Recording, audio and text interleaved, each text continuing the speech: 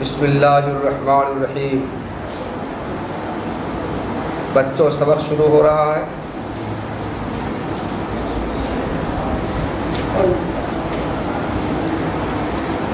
کل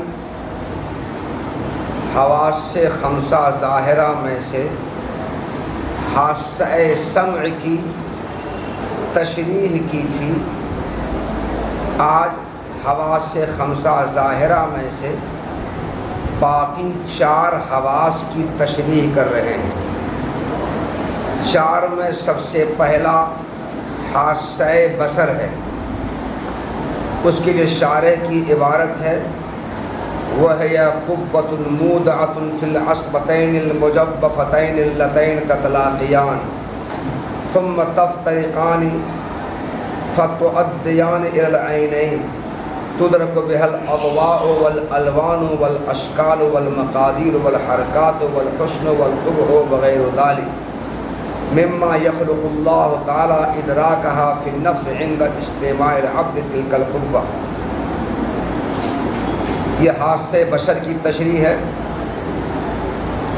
کل حاسہ سمع کی تشریح کی تھی۔ حاسہ سمع کی ایک بار تشریح اور کر دیتے ہیں ہم۔ ہمارے اور تمہارے کان کے اندر سوراخ ہے۔ یہ سوراخ گہرا ہے۔ یہ سوراخ قدر کشادہ فضا پر محیط ہے اور اس فضا میں ہوا بھری ہوئی ہے۔ کشادہ فضا میں ہوا بھری ہوئی ہے۔ جیسے یہ کمرہ کشادہ فضا ہے، اس میں ہوا بھری ہوئی ہے، تو وہاں بھی ہوا بھری ہوئی ہے۔ باہر جب دو جسم ٹکراتے ہیں تو دونوں جسموں کے ٹکرانے سے ہوا میں ایک لہر پیدا ہوتی ہے۔ اس لہر کو صوت کہا جاتا ہے۔ جیسے پانی میں ڈھیلا یا پتھر پھینکنے سے پانی میں ایک لہر پیدا ہوتی ہے، کرنٹ پیدا ہوتا ہے، اور وہ لہر جیسے جیسے دور جاتی ہے لہر دھیرے دھیرے کم ہوتی جاتی ہے۔ ٹھیک اسی طرح فضا میں جب دو جسم ٹکراتے ہیں تو اس ٹکرانے سے ہوا میں ایک لہر ہوتی ہے۔ اسی لہر کو صوتی کیفیت کہا جاتا ہے۔ اور یہ ہوا میں جو لہر پیدا ہوئی ہے، اس صوتی لہر سے بغل کی ہوا متاثر ہوتی ہے، پھر بغل کی، پھر بغل کی، پھر بغل کی، تو ہر بغل والی ہوا صوتی کیفیت کے ساتھ متصل ہو کر کے جب یہ ہمارا صوتی لہر کان کے سوراخ میں پہنچتی ہے تو کان کے سوراخ میں اللہ نے جو پٹھے بچھا رکھے ہیں، ان پٹھوں میں اللہ نے ایک قوت بچھا رکھی ہے۔ اس قوت کے ذریعے اس صوتی لہر کا ادراک ہوتا ہے اور اسی قوت کے ذریعے آوازوں کا ادراک ہوتا ہے۔ یہ قوت پہچان لیتی ہے کہ یہ آواز کس چیز کی ہے۔ یہ تو حاسہ سمع کی تشریح ہے۔ حاسہ بصر کی تشریح یہ ہے کہ ہمارا جو یہ دماغ ہے، دماغ کا اگلا حصہ یہ ہے نا، اس دماغ کے اگلے حصے سے دو پٹھے آئے ہیں۔ یہ دماغ کا اگلا حصہ، دو پٹھے سب سے پہلے دونوں بھاؤں کے ملنے کی جگہ پر آئے ہیں، دونوں آنکھوں کے ملنے کی جگہ پر آئے ہیں۔ دونوں آنکھوں کے ملنے کی جگہ یہ ہے۔ یہاں پر دماغ کے اگلے حصے سے دو پٹھے آئے ہیں۔ وہ پٹھے جوفدار ہیں، بیچ میں کھول ہے، نالی کی طرح ہے۔ کس کی طرح؟ نالی کی طرح ہے۔ قلم کا ریفل ہوتا ہے، جوفدار ہوتا ہے۔ اسے سے دماغ کے اگلے حصے سے یہ دو پٹھے یہاں پر آئے ہیں، ایک پٹھا ادھر سے، ایک پٹھا ادھر سے۔ یہ پٹھے جوفدار ہیں اور یہاں پر آنے کے بعد دونوں پٹھے آپس میں مل گئے ہیں۔ اس کو دونوں آنکھوں کا ملتقا کہا جاتا ہے۔ اس ملتقا پر آ کر دونوں پٹھے، ایک پٹھا ادھر سے ایک پٹھا ادھر سے آ کر کے دونوں پٹھے مل گئے ہیں۔ جہاں پر دونوں پٹھے مل گئے ہیں اس کو ملتقا کہا جاتا ہے۔ ملنے کے بعد دونوں پٹھوں کا جو جوف ہے وہ مل کر کے ایک ہو گیا ہے. کیا ہو گیا؟ وہ ایک ہو گیا ہے. ایک ہو جانے کے بعد ان دونوں کے پٹھے ایک ہو گئے. یہ نہیں کہ اس کا الگ رہا، ان اندرونی دیوار اس کی جو ادھر تھی ادھر وہ دیوار ختم ہو کر کے دونوں میں ایک جوف اس کا ہو گیا. پہلے دونوں کا جوف الگ الگ ہے نا، دونوں کی نالی الگ، یعنی یہاں ملنے کے بعد دونوں ایک ہو گیا ہے. ایسے کر کے اب علماء تشریح الاعضاء اور علماء تشریح الابدان میں اس بات کو لے کر اختلاف ہے کہ اب یہ دونوں پٹھے جو ہیں یہاں پر ملنے کے بعد یہ دونوں پٹھے دونوں آنکھوں کی طرف چلے گئے ہیں. دونوں پٹھے، یہ پٹھے اس آنکھ کی طرف، یہ پٹھے اس آنکھ کی طرف. اب یہ دونوں پٹھے اپنی اپنی جانب کے آنکھوں کی طرف چلے گئے ہیں یا دونوں پٹھے ایک دوسرے کو کاٹتے ہوئے اس طرح سے چلے گئے ہیں. اس میں علماء تشریح الابدان آپس میں اختلاف کرتے ہیں. کچھ علماء کہتے ہیں کہ دونوں پٹھے ایک دوسرے کو کاٹتے ہوئے چلے گئے ہیں. ادھر کا پٹھا اس کو کاٹتے ہوئے ادھر اس آنکھ میں چلا گیا، ادھر کا پٹھا اس کو کاٹتے ہوئے اس آنکھ میں چلا گیا ہے. اور کچھ علماء کہتے ہیں نہیں، یہاں پر ملنے کے بعد دائیں والا پٹھا دائیں آنکھ میں، بائیں والا پٹھا بائیں آنکھ میں چلا گیا ہے. بات نہیں آ رہی ہے؟ اس پٹھے کے اندر اللہ تعالیٰ نے ایک قوت رکھی ہے. اس پٹھے کے اندر اللہ تعالیٰ نے ہم ایک قوت رکھی ہے. جب ہم آنکھ سے کسی چیز کو دیکھتے ہیں تو اسی قوت کے ذریعے، وہ جو قوت ہے پٹھوں کے اندر، اسی قوت کے ذریعے الوان کا، اشکال کا اور مقادیر کا، روشنی کا، حرکت کا، خوبصورتی کا، بدصورتی کا وغیرہ کا ادراک ہوتا ہے. یہ آنکھ سے ادراک نہیں ہوتا ہے. یہ جو آنکھ ہے کسی چیز کو دیکھنے کے بعد اس چیز کی شکل، صورت، حسن، قبح، رنگ روغن، عین، عرض، اس کا ادراک آنکھ سے نہیں ہوتا ہے. اس کی جانکاری، اس کا علم آنکھ سے نہیں ہوتا ہے، بلکہ دونوں پٹھے جو دماغ کے اگلے حصے سے آئے ہیں، جو جوفدار پٹھے ہیں، جس پٹھے میں اللہ نے قوت رکھ دی ہے، اس قوت کے ذریعے اشیاء کے الوان و اشکال کا، روشنیوں کے مقدار کا، حرکات کا، حسن و قبح وغیرہ کا ادراک ہوتا ہے. یہ ہے ہاتھ سے بصر کی تشریح.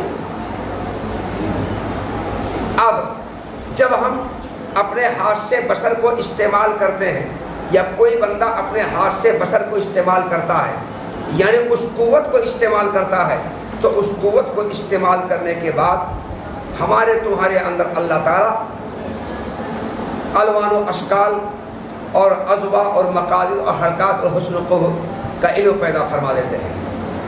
یہ نہ سمجھو کہ ہمارے ہاتھ سے بصر کو استعمال کرنا ہی اور اس قوت باصرہ کو استعمال کرنا ہی علت ہے الوان و اشکال کے علم کی اور حرکات اور سکون کے علم کی، حسن و قبح کے علم کی، روشنیوں کے علم کی، عین اور عرض کے علم کی. یہ نہ سمجھو، بلکہ ان تمام چیزوں کے علم اور ادراک کی علت اصل میں اللہ تعالیٰ کا ان چیزوں کا علم میرے اندر پیدا فرمانا ہے. اللہ کی عادت ہے کہ جب بندہ ہاتھ سے بصر کو استعمال کرتا ہے تو اللہ تعالیٰ ہاتھ سے بصر کو اور قوت باصرہ کو استعمال کرنے کے بعد ان چیزوں کی علم، ادراک اور ان چیزوں کا علم اللہ پیدا فرما دیتے ہیں. تو اس سے یہ نہ سمجھا جائے کہ ہاتھ سے بصر یا ہاتھ سے قوت باصرہ کا استعمال کرنا ہی ان چیزوں کے ادراک کی علت ہے. یہ نہ سمجھا جائے، بلکہ اللہ کی عادت ہے کہ ایسا اللہ کرتے ہیں. تو ان چیزوں کے ادراک کی علت دراصل اللہ تعالیٰ کا ادراک کا پیدا فرما دینا ہے. ورنہ ایک آدمی ہے جو ہاتھ سے بصر کو، قوت باصرہ کو استعمال کرتا ہے، لیکن اللہ تعالیٰ اس کا ادراک اس کا پیدا نہیں فرماتے ہیں. جیسے کہ نابینا ہے، یہ آنکھ بالکل ٹھیک ٹھاک صحیح سالم ہے، لیکن نسیں سوکھ جانے کے بعد، جو نس ہے پٹھا سوکھ جانے کے بعد ادراک نہیں ہوتا، اندھا ہو جاتا ہے. حالانکہ آنکھ سب ٹھیک ٹھاک ہے لیکن ادراک نہیں ہوتا کیونکہ اللہ نے چاہا نہیں. سمجھا جی؟ کتاب دیکھو، والبصر، اور دوسرا حادثہ ہاتھ سے بصر ہے، وہ ہے یا اور ہاتھ سے بصر ایسی قوت کا نام ہے جو قوت امانت رکھی ہوئی ہے ان دونوں پٹھوں میں، جو دونوں پٹھے جوفدار ہیں، جو دونوں پٹھے مل جاتے ہیں. کہاں ملتے ہیں؟ دونوں آنکھوں کے ملتقا پر. پھر مل جانے کے بعد وہ دونوں پٹھے جدا ہوتے ہیں اور جدا ہو کر دونوں آنکھوں تک پہنچتے ہیں، فتؤدیان العینین، دونوں آنکھوں تک پہنچتے ہیں۔ اس پٹھے میں جو قوت اللہ نے دی ہے، اسی قوت کے ذریعے روشنیوں کا، رنگوں کا، شکلوں کا، مقداروں کا اور حرکتوں کا اور حسن و قبح وغیرہ کا ادراک ہوتا ہے۔ اس وجہ سے ادراک ہوتا ہے کہ اللہ تعالیٰ نفس کے اندر ان چیزوں کا ادراک پیدا فرما دیتے ہیں بندہ کا اس قوت کو استعمال کرنے کے وقت، بندہ کا اس قوت کو استعمال کرنے وقت اللہ پیدا فرما دیتے ہیں۔ تو اللہ کا پیدا فرمانا یہ علت ہے ان چیزوں کے ادراک کی، ان چیزوں کی علم کی، نہ کہ ہمارا اس قوت کا استعمال کرنا علت ہے۔ آئی بات سمجھ میں؟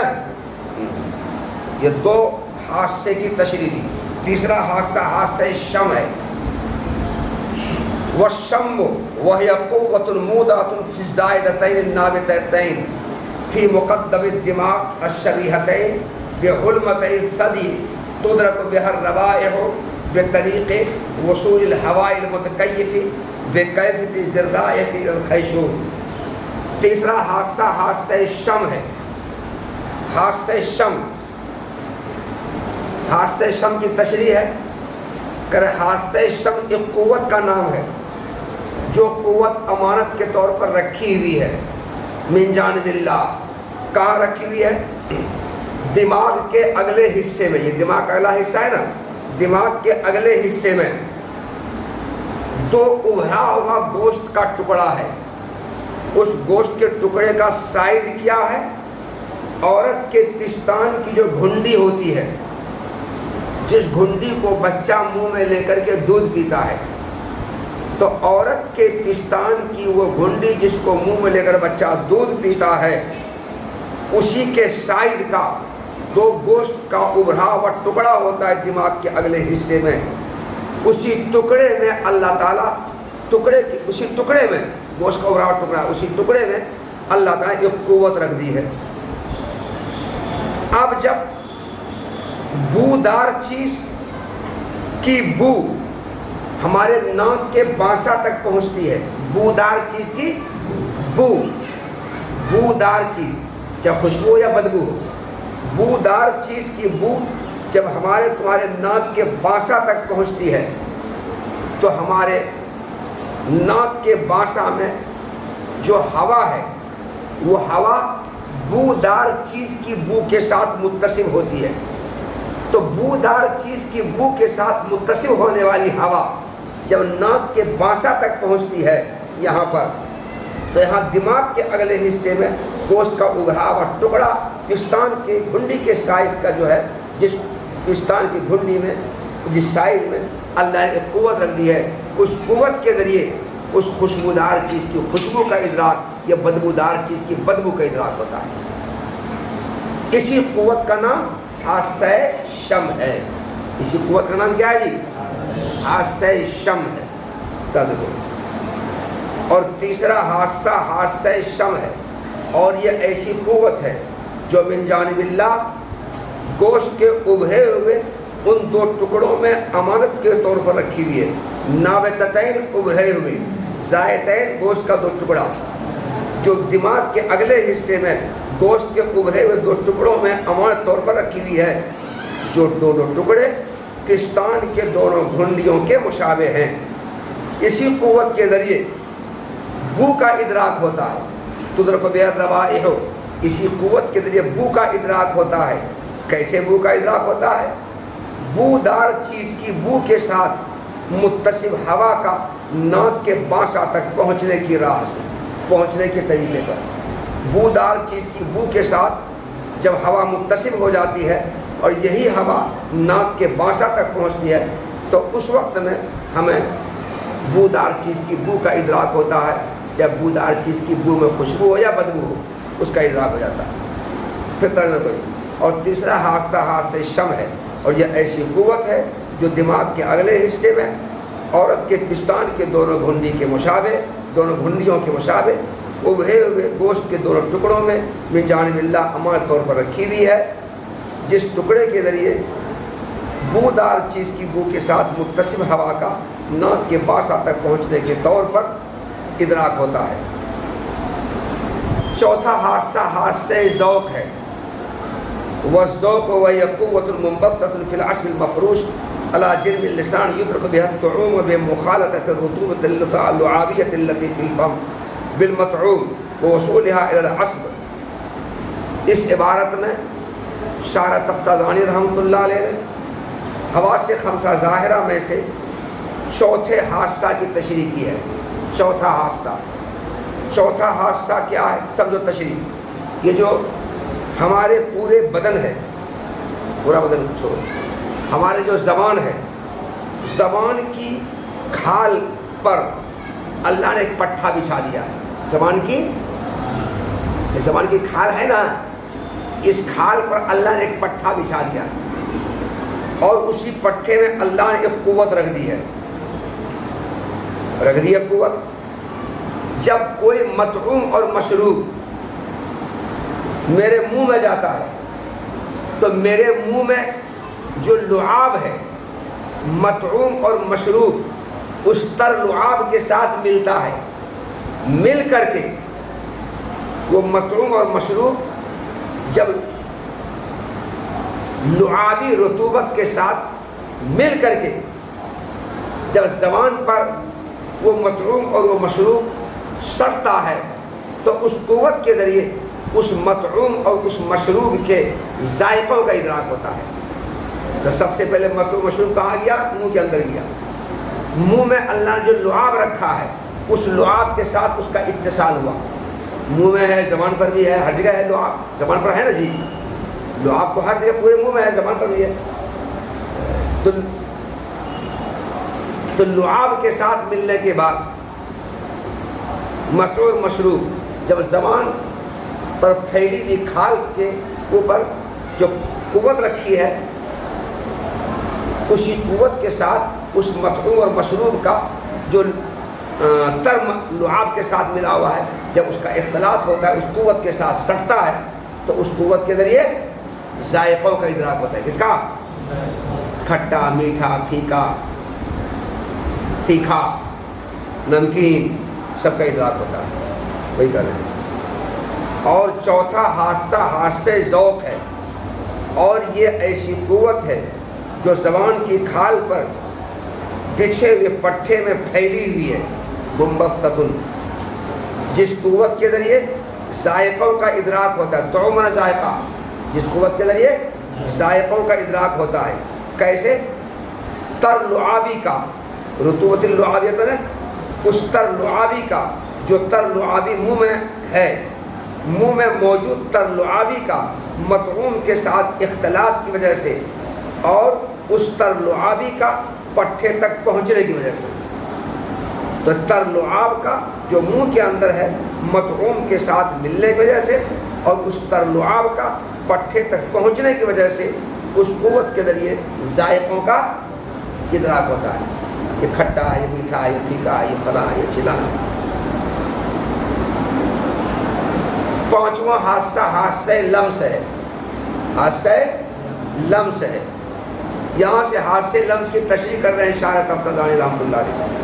وَهِيَ قُوَّةٌ مُنبَثَّةٌ فِي جَمِيعِ الْبَدَنِ تُدْرَكُ بِهَا الْحَرَارَةُ وَالْبُرُودَةُ وَالرُّطُوبَةُ وَالْيَبُوسَةُ وَنَحْوُ ذَلِكَ عِنْدَ التَّمَاسِ وَالْاِتِّصَالِ بِهِ. حادثہ لمس کی تشریح یہ ہے کہ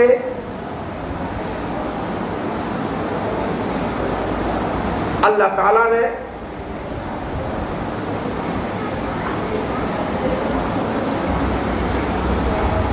پورے جسم کے اندر جو کھال ہے، کسی بھی جانور کی کھال، چاہے آدمی کی کھال ہو یا کسی جانور کی کھال ہو، تو جانوروں کی کھال پر، پورے بدن کی کھال پر اللہ تعالیٰ نے ایک قوت پھیلا دی ہے. پورے بدن کی کھال پر اللہ نے ایک قوت رکھ دی ہے، وہ قوت پھیلی ہوئی ہے. تو جب کوئی گرم چیز کا اتصال کسی بھی جانور کے کھال کے ساتھ ہوتا ہے یا کسی ٹھنڈی چیز کا اتصال کسی جانور کی کھال کے ساتھ ہوتا ہے، تو اس شیء حار یا شیء بارد کا اتصال جب کسی جانور کی کھال کے ساتھ ہوتا ہے تو اس جانور کی کھال پر اللہ تعالیٰ نے جو قوت رکھ دی ہے اس قوت کے ذریعے اس شے حار کی حرارت کا ادراک یا اس شے بارد کی برودت کا ادراک یا شے لین کی لینت کا ادراک یا شے متین کی متانت کا ادراک شے سلیب کی صلب کا ادراک ٹھوسپن کا ادراک ہوتا ہے۔ تو یہ جو قوت پورے جسم کی کھال پر پھیلی ہوئی ہے اسی قوت کو کہا جاتا ہے حاسہ لمس۔ البتہ یہ پورے بدن کی کھال پر قوت جو پھیلی ہوئی ہے، زبان پر بھی یہ قوت پھیلی ہوئی ہے اور ہاتھ میں بھی یہ قوت پھیلی ہوئی ہے۔ البتہ ہاتھ میں یہ قوت جو پھیلی ہوئی ہے اس میں ادراک اور احساس زیادہ ہے، باقی پورے بدن پر یہ قوت پھیلی ہوئی ہے اس میں ادراک احساس کم ہے۔ اس لیے ہاتھ سے کسی بھی چیز کو چھونے کے بعد اس کے بارد یا ہار کا ادراک زیادہ ہوتا ہے اور دوسرے اعضاء سے کم ہوتا ہے۔ اس ایڑی کے لیے چھوا جائے اگر کسی ہار یا بارد چیز کا ادراک تو کم ہوگا کہ نہیں، اور اس حصے سے چھوا جائے تو زیادہ ہوگا، اور اس سے چھوا جائے اور ہوگا، کسی نازک چمڑے سے چھوا جائے تو اور ہوگا۔ تو ہاتھ میں بھی اللہ تعالیٰ نے یہ جو انگلی ہے اس انگلی کے اندر اللہ تعالیٰ نے اس قوت کو زیادہ رکھا ہے، تو کہیں کم رکھا ہے کہیں زیادہ رکھا ہے۔ اسی لیے جہاں کم رکھا ہے وہاں شے ہار کی حرارت شے بال کی برود کا ادراک کم ہوتا ہے۔ چہرے میں اللہ نے بہت کم رکھا ہے، اس لیے چہرہ کھول کر کے تم جنوری اور دسمبر میں نکل جاتے ہو یا مئی جون میں دوپہر میں نکل جاتے ہو، اس چہرے کے ذریعے سے ادراک کم ہوتا ہے، مگر کم ہوتا ہے۔ شے ہار کی حرارت کا یا شے بال کی برود کا ادراک کم ہوتا ہے اور دوسرے اعضاء سے زیادہ ادراک ہوتا ہے۔ پھر سر سے بھی ادراک کم ہوتا ہے، اس سے مزدور سر کھول کر کام کرتا ہوں بہرحال، لیکن ہے پورے بدن میں۔ تو پورے بدن میں جو قوت پھیلی ہوئی ہے اسی قوت کا نام حاسہ لمس ہے۔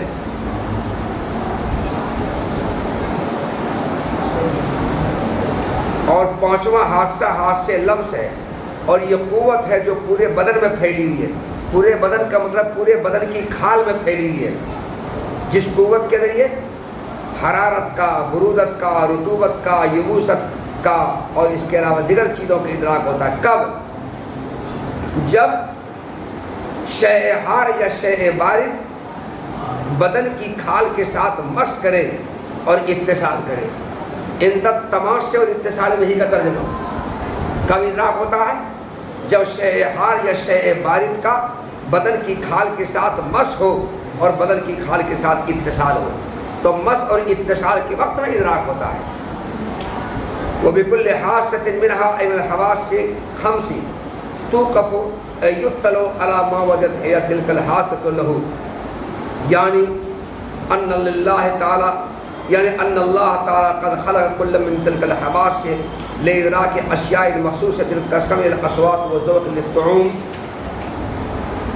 والشم للروائح لا يدرك بها ما يدرك بالحاسة الأخرى، وأما أنه هل يجوز ذلك ففيه خلاف بين العلماء والحق الجواز لما أن ذلك بمحض خلق الله تعالى من غير تأثير الحواس، فلا يمتنع أن يخلق الله عقيب صرف الباشرة إدراك الأصوات مثلا۔ دیکھو جی، اب تک مصنف عمر نصیر رحمۃ اللہ علیہ نے حواس خمسہ ظاہرہ کی تفصیلات بیان کی، اور شارح تفتازانی رحمۃ اللہ علیہ نے ان حواس خمسہ ظاہرہ میں سے ہر ایک کی تشریح کی۔ یہاں سے اور حواس خمسہ ظاہرہ کی جہاں تشریح کی، وہی حواس خمسہ ظاہرہ کے مدرکات کو بھی بتایا۔ اس کو بتایا یعنی ان کے معلومات کو بھی بتایا۔ مثلا قوت باشرہ کے مدرکات اور معلومات کیا ہیں؟ الوان و اشکال، اذوا، حرکات و سکون، حسن و قوہ، یہ نا جی۔ اور قوت سامعہ کے مدرکات اور اس کے معلومات کیا ہیں؟ اصوات۔ قوت شامہ کا مدرک اور اس کا معلوم کیا ہے؟ ذائقہ، کھٹا میٹھا پھیکا کڑوا، یہ نا ہے۔ اور قوت ذائقہ نہیں، قوت شامہ کا تو خوشبو بدبو ہے. قوت شامہ کے مدرکات کون ہیں؟ خوشبو بدبو بو. اور قوت ذائقہ کے مدرکات کھٹا میٹھا پھیکا یہ نہ ہے. اور قوت لامسہ کے مدرکات نرمی سختی گرم سرد یہ نہ ہے. تو تمام مدرکات کی تمام حاسے تمام حواس کی تشریح اور تمام حواس کی تشریح اور تمام حواس کے مدرکات کو بیان کیا. اب تک شارح رحمۃ اللہ علیہ نے یہاں سے دو سوال پیدا ہو رہا ہے. کیا ان مدرکات میں سے جن مدرکات کے ادراک کے لیے جس حادثے کو اللہ نے وضع کیا ہے، کیا اس حادثے کے ذریعے دوسرے مدرکات کا ادراک ہوتا ہے یا نہیں؟ مثلا حادثے سمع کو آوازوں کے ادراک کے لیے اللہ نے پیدا کیا ہے، تو حادثے سمع کے ذریعے الوان و اشکال کا ادراک ہوتا ہے یا نہیں؟ حادثے بصر کو الوان و اشکال کے ادراک کے لیے اللہ نے پیدا کیا ہے، تو حادثے بصر کے ذریعے اصوات کا ادراک ہوتا ہے یا نہیں؟ پہلا سوال یہ ہے. اگر نہیں ہوتا ہے تو کیا یہ ممکن ہے کہ نہیں کہ جن قوتوں کو جن مدرکات کے ادراک کے لیے اللہ نے پیدا کیا ہے ان قوتوں کے ذریعے دوسرے مدرکات کا ادراک ہو؟ کیا ایسا ممکن ہے یا نہیں؟ کیا حادثے بصر کے ذریعے آوازوں کا ادراک ممکن ہے یا نہیں، جن آوازوں کے ادراک کے لیے اللہ نے حادثے سمع کو پیدا کیا ہے؟ اور الوان و اشکال کا ادراک حادثے سمع کے ذریعے ممکن ہے یا نہیں، جس حادثے سمع کو آوازوں کے ادراک کے لیے پیدا کیا ہے؟ الوان و اشکال کا ادراک حادثے سمع کے ذریعے. اسی طرح سے اصوات کا ادراک حادثے بصر کے ذریعے، جس حادثے بصر کو الوان و اشکال ادراک پیدا کیا ہے. تو جن مدرکات کو جن حواس کے ادراک کے واسطے پیدا کیا ہے، کیا ان مدرکات کا ادراک دوسرے حادثہ سے ممکن ہے یا نہیں؟ تو دو سوال یہاں پر ہے. یا دو سوال ہے. کیا دو سوال کون کون؟ جن حواس کو اللہ نے جن چیزوں کے ادراک کے لیے پیدا کیا ہے ان حواس کا ادراک دوسرے ان حواس کے ذریعے دوسرے مدرکات کے ادراک ممکن ہے یا نہیں؟ اگر ممکن ہے تو ہوتا ہے یا نہیں ہوتا ہے؟ ہوتا ہے یا نہیں ہوتا ہے؟ تو پہلے سوال کا جواب شارح نے دیا ہے اور دوسرے سوال کا جواب مصنف نے دیا ہے. دوسرا سوال کیا تھا کہ جن چیزوں کے ادراک کے لیے جن حواس کو اللہ نے وضع کیا ہے ان چیزوں کے ادراک دوسرے حادثہ سے ہوتا ہے یا نہیں؟ اس کا جواب موتن نے مصنف نے دیا ہے کہ نہیں ہوتا ہے. کیا کہا؟ نہیں ہوتا ہے. حواس خمسہ ظاہرہ میں سے جن چیزوں کو جس کے ادراک کے لیے پیدا کیا ہے اسی کا ادراک ہوگا، اس کے ذریعے دوسرے کا ادراک نہیں ہوگا. حواس خمسہ ظاہرہ میں سے جس حادثے کو جن چیزوں کے ادراک کے لیے اللہ نے پیدا کیا ہے ان چیزوں کا ادراک اسی حادثے سے ہوگا، ان چیزوں کا ادراک دوسرے حادثے سے نہیں ہوگا، ہوتا ہی نہیں ہے. اچھا کیا یہ ممکن ہے کہ نہیں؟ تو اس کا جواب شارح نے دیا ہے. تو موتن اور شارح دونوں نے مل کر پہلے سوال کا جواب یہ دیا کہ یہ جو 5 حواس ہیں ان 5 حواس میں سے ہر ایک کو اللہ تعالیٰ نے مخصوص چیز کے ادراک کے لیے پیدا کیا ہے. مثلا ہاتھ سے سمع کو اصوات کے ادراک کے لیے، ہاتھ سے ذوق کو ذائقے کے ادراک کے لیے، ہاتھ سے شم کو بو کے ادراک کے لیے پیدا کیا ہے. تو ان تمام حادثے کے ذریعے، ان تمام قوت حادثہ کے ذریعے ان چیزوں کا ادراک نہیں ہوگا اور نہیں ہوتا ہے جس کو دوسرے چیزوں کے حادثے کے لیے پیدا کیا گیا ہے، دوسری چیزوں کے ادراک میں پیدا کیا گیا نہیں ہوتا ہے. لیکن کیا یہ ممکن ہے کہ اللہ تعالیٰ نے ان حواس خمسہ ظاہرہ کو جن مخصوص چیزوں کے ادراک کے لیے پیدا کیا ہے تو ان میں سے ایک حادثہ کے لیے دوسری چیز کا ادراک ہو جائے اور دوسرے حادثہ کے لیے پہلی چیز کا ادراک ہو جائے، انہیں الٹا ہو جائے، ہاتھ سے سمع کے ذریعے آوازوں کا ادراک ہو جائے اور ہاتھ سے بصر کے ذریعے الوان و اشکال کا ادراک ہوتا ہی ہے، ہاتھ سے بصر کے ذریعے اصوات کے ادراک ہو جائے اور ہاتھ سے شم کے ذریعے بو کا ادراک ہو جائے اور حاسہ ذوق کے ذریعے حرارت برودت کا ادراک ہو جائے، لینت اور سختی کا ادراک ہو جائے، کیا ایسا ممکن ہے؟ تو شاعر نے اس کا جواب دیا ہے کہ علماء کا اس میں اختلاف ہے، علماء کا اس میں اختلاف ہے۔ فلاسفہ کہتے ہیں ایسا ممکن ہی نہیں ہے، ایسا ممکن ہی نہیں ہے کہ جس حادثے کو جن چیزوں کے ادراک کے لیے پیدا کیا اس حادثے کے لیے دوسری چیز کا ادراک ہو جائے، ایسا ممکن ہی نہیں ہے۔ مثلا حادثے بصر کو الوان و اشکال کے ادراک پیدا کیا ہے نا، تو حادثے بصر کے لیے اصوات کا ادراک ہو جائے، ایسا ممکن ہی نہیں ہے۔ حادثے سمع کو اصوات کے ادراک کے لیے پیدا کیا ہے، تو حادثے سمع کے ذریعے الوان و اشکال کے ادراک ہو جائے، ایسا ممکن ہی نہیں ہے۔ حادثے ذوق کو کھٹا میٹھا کے ادراک کے لیے پیدا کیا ہے، تو حادثے ذوق کے ذریعے خوشبو بدبو کا ادراک ہو جائے، ایسا ممکن ہی نہیں ہے۔ حادثے شم کو خوشبو بدبو کے ادراک کے لیے پیدا کیا ہے، حادثے شم کے ذریعے کھٹا میٹھا کے ادراک ہو جائے، ایسا ممکن نہیں ہے۔ حادثے لمس کو سختی اور نرمی اور حالت برودت کے ادراک کے لیے پیدا کیا ہے، اسی حادثے لمس کے ذریعے آوازوں کے ادراک ہو جائے، ایسا ممکن ہی نہیں ہے۔ یہ فلاسفہ کہتے ہیں، اور اہل سنت والجماعت کا یہ کہنا ہے، اور حق بھی یہی ہے۔ کیا حق ہے؟ کہ جن چیزوں کو اللہ تعالیٰ نے جن مدرکات کے ادراک کے لیے پیدا کیا ہے، تو ان مدرکات کے ادراک میں ان حواس کا کوئی دخل نہیں ہے، کوئی اثر نہیں ہے، بالکل نہیں۔ ان تمام مدرکات کا ادراک جو ہم کو تم کو یا کسی بھی ذی روح کو ہوتا ہے، وہ اللہ کے پیدا کرنے سے ہوتا ہے۔ اسے اللہ کے پیدا کرنے سے ہوتا ہے۔ جب ہم حادثے سمع کا استعمال کرتے ہیں تو اللہ تعالی ہمارے اندر آوازوں کا ادراک پیدا فرما دیتے ہیں۔ حادثے بصر کا استعمال کرتے ہیں تو الوان و اشکال کا ادراک میرے اندر اللہ پیدا فرما دیتے ہیں۔ حادثے شم کا ہم استعمال کرتے ہیں، قوت شامہ کا، تو اللہ تعالیٰ خوشبو بدبو کے ادراک میرے اندر پیدا فرما دیتے ہیں۔ حادثے ذوق کا ہم جب استعمال کرتے ہیں، قوت ذائقہ کو ہم استعمال کرتے ہیں، تو اللہ تعالیٰ ہمارے اندر خوشبو بدبو کا کھٹا میٹھا کا ادراک میرے اندر پیدا فرما دیتے ہیں۔ حادثے لفظ قوت لامسہ کا ہم استعمال کرتے ہیں، اللہ تعالیٰ شے حار کی حرارت کا شے بال چبوت کر اللہ تعالیٰ ادراک پیدا فرما دیتے ہیں۔ تو ان تمام مدرکات کا ادراک اللہ تعالیٰ میرے اندر پیدا فرما دیتے ہیں، تب ہمیں ادراک ہوتا ہے۔ ان چیزوں کے ادراک میں حواس کا کوئی عمل دخل نہیں ہے، کوئی اثر اس کا نہیں، بالکل نہیں ہے۔ جب یہ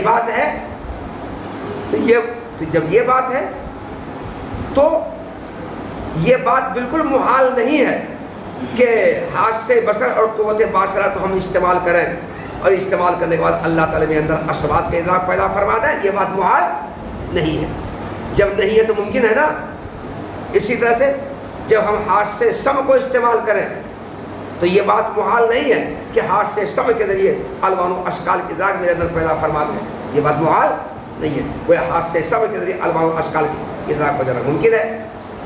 اس طرح سے حادثے ذوق اگر ہم استعمال کریں تو یہ بات محال بالکل نہیں ہے کہ حادثے ذوق کے ذریعے خوشبو بدبو کا ادراک ہو جائے، یہ بات محال نہیں ہے۔ تو حادثے ذوق کے خوشبو کا ادراک ہو سکتا ہے، ممکن ہے یہ۔ اور یہ بات محال نہیں ہے کہ جب حادثے شم کو ہم استعمال کریں تو کھٹے میٹھے کا ادراک ہو جائے، یہ بات ممکن نہیں، ہو سکتا ہے۔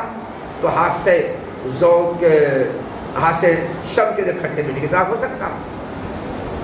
تو جس حادثے کو جس چیز کے جن مدرکات کے ادراک کے لیے اللہ نے پیدا کیا ہے، اس حادثہ کے ذریعے دوسری چیزوں کے ادراک محال نہیں ہے، ممکن ہے۔ شاید اس کا جواب دیا ہے۔ وَبِكُلِّ حَاسَةٍ مِّنْهَا أَيْ مِنَ الْحَوَاسِ الْخَمْسِ تُوقَفُ أَن يُطَّلَعَ عَلَىٰ مَا بَدِيَتْ حَيَّةُ تِلْكَ الْحَاسِةِ لَهُ، اور ان میں سے ہر ایک کے ذریعے، یعنی حواس خمسہ میں سے ہر ایک کے ذریعے انہی مدرکات کی آگاہی ہوتی ہے جن مدرکات کے واسطے اس حادثے کو وضع کیا گیا ہے۔ مطلب یہ ہے کہ اللہ تعالیٰ نے ان حواس میں سے ہر ایک کو مخصوص چیزوں کے ادراک کے لیے پیدا کیا ہے۔ مثلا حادثے سمع کو آوازوں کے ادراک کے لیے، اور حادثے ذوق کو ذائقوں کے ادراک کے لیے اور مزہ کے ادراک کے لیے، اور حادثے شم کو بو کے ادراک کے لیے پیدا کیا ہے۔ تو ان حواس کے ذریعے انہی چیزوں کا ادراک ان حواس کے ذریعے ان چیزوں کا ادراک نہیں ہوگا جن کا ادراک دوسرے حادثے سے ہوتا ہے. اور بہرحال کیا یہ ممکن ہے؟ وَأَمَّا أَنُّ هَلْ يَجُوزُ ذَلِكَ، اور کیا ایسا ممکن ہے، کیسا ممکن ہے کہ جس حادثے کے ذریعے جس چیز ادراک ہوتا ہے اس حادثے سے دوسری چیز ادراک ہو جائے؟ کیا یہ ممکن ہے؟ تو اس بارے میں اختلاف ہے علماء کے درمیان. فلاسفہ کہتے ہیں ممکن بالکل نہیں ہے، اور اہل سنت کہتے ہیں ممکن ہے، اور حق یہی ہے. والحق الجواب، اور سچی بات یہ ہے کہ ایسا ممکن ہے. کیوں ممکن ہے؟ اس وجہ سے کہ ان مدرکات کا ادراک تو محض اللہ تعالیٰ کے پیدا کرنے کی وجہ سے ہے، حواس کا کوئی عمل دخل کے بغیر، حواس کے کوئی اثر ڈالے بغیر. لہذا یہ بات محال بالکل نہیں ہے کہ حادثے باشرہ یا قوت باشرہ کو استعمال کرنے کے بعد اللہ تعالیٰ اصوات کا ادراک پیدا فرما دے مثال کے طور پر. یہ محال نہیں ہے. جب محال نہیں تو ممکن ہے کہ نہیں ہے؟ جب محال کی نفی ہوئی تو ممکن کا اس بات ہوا نا، وہ ممکن ہے یہ بات. فَإِن قِيلَ أَلَيْسَتِ الذَّائِقَةُ تُدْرَكُ حَلَاوَةُ الشَّيْءِ وَحَرَارَةُ مَعًا قُلْنَا لَا بَلْ حَلَاوَةُ تُدْرَكُ بِالذَّوْقِ وَالْحَلَاوَةُ بِاللَّمْسِ الْمَوْجُودِ فِي الْفَمِّ وَاللِّسَانِ. ایک سوال یہ ہے کہ آپ نے یہ کہا کہ یہ متن پر اعتراض، مصنف نے یہ کہا کہ جس حادثہ کو جن مدرکات کے ادراک کے لیے اللہ نے وضع کیا ہے اس حادثہ کے ذریعے انہی مدرکات کا ادراک ہوتا ہے، اس حادثہ کے دوسرے مدرکات کا ادراک نہیں ہوتا ہے. کہا اس پر اعتراض ہے، متن پہ اعتراض ہے. متن نے یہ بات کہی، متن پہ اعتراض ہے. متن میں اعتراض یہ ہے صاحب اگر ہم گرم گرم جلیبی کو لا کر کے اپنی زبان پر ہم رکھتے ہیں تو ہماری زبان پر جو قوت ذائقہ پھیلی ہوئی ہے نا، یہ حادثے ذوق ہے. یہ حادثے ذوق جو قوت ذائقہ جو حادثے ذوق پورے زبان پر جو پھیلی ہوئی ہے، جیسے ہم گرم جلیبی زبان پر رکھتے ہیں تو زبان پر پھیلی ہوئی قوت حادثہ کے ذریعے اس گرم گرم جلیبی کی جہاں شیرینی اور حلاوت کا ادراک ہوتا ہے وہیں اس گرم گرم جلیبی کی گرمی اور حرارت کا بھی ادراک ہوتا ہے. جبکہ حرارت یہ قوت لامسہ کے مدرکات میں سے اس کا ادراک قوت لامسہ سے ہوتا ہے، لیکن قوت ذائقہ کے دونوں کا ادراک ہوتا ہے. تو قوت ذائقہ کو تو ذائقوں کے ادراک کے لیے کھٹا میٹھا پھیکا کے ادراک کے لیے وضع کیا گیا ہے. کھٹا میٹھا پھیکا یہ قوت ذائقہ کے مدرکات ہیں، تو اس قوت ذائقہ کے مدرکات ہیں تو اس کے ادراک کے لیے اس کو پیدا کیا گیا ہے. لیکن یہاں قوت ذائقہ کے ذریعے حادثے ذوق کے ذریعے کس کا ادراک ہو رہا ہے؟ اس کے گرمی کا ادراک ہو رہا ہے. گرم گرمی کا ادراک ہو رہا ہے، اور گرمی کا ادراک جو ہے یہ قوت لامسہ کے مدرکات میں سے ہے، حادثے ذوق کے مدرکات میں سے نہیں ہے. تو دیکھو اے معتزل، آپ نے کیسے کہہ دیا کہ جن حادثوں کو جن مدرکات کے ادراک کے لیے پیدا کیا ہے اس حادثے کے ذریعے انہی مدرکات کا ادراک ہوتا ہے؟ یہ آپ نے کیسے کہا؟ ہم دیکھ رہے ہیں کہ حادثے ذوق کو صرف ذائقوں کے ادراک کے لیے اللہ نے پیدا کیا ہے، مگر اس حادثے ذوق کے ذریعے حرارت کا بھی ادراک ہو رہا ہے، جو حرارت کس کے مدرکات میں سے؟ قوت لامسہ کے مدرکات میں سے. سمجھا سوال کو؟ سمجھا؟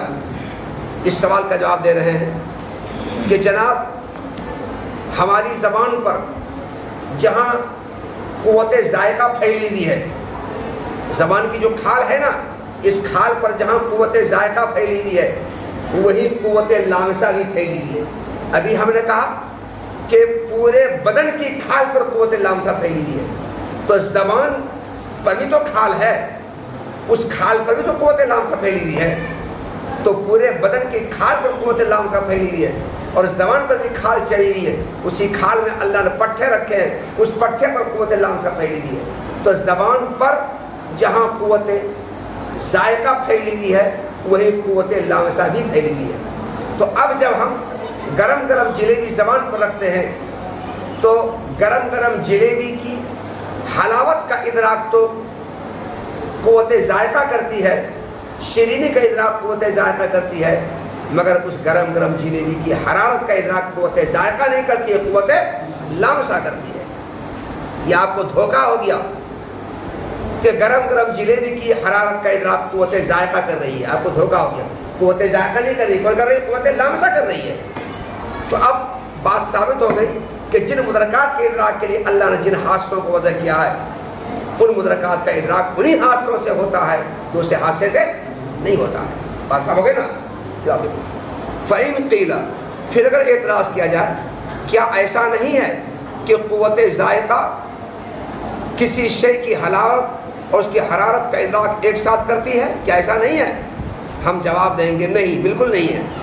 بلکہ حلاوت کا ادراک تو ہاتھ سے ذوق کے ذریعے ہوتا ہے اور حرارت کا ادراک ہاتھ سے لمس کے ذریعے ہوتا ہے. جو ہاتھ سے لمس منہ اور زبان کے اندر موجود ہے، جہاں پورے بدن پر ہے وہی منہ اور زبان میں بھی ہے. تو منہ اور زبان میں چیزوں کو رکھنے کے بعد اس کی حرارت کا ادراک ہاتھ سے لمس کے ذریعے قوت لمسہ کے ذریعے ہو رہا ہے، لیکن قوت ذائقہ ہو رہا ہے. اس سے آپ کو دھوکہ نہیں ہونا چاہیے.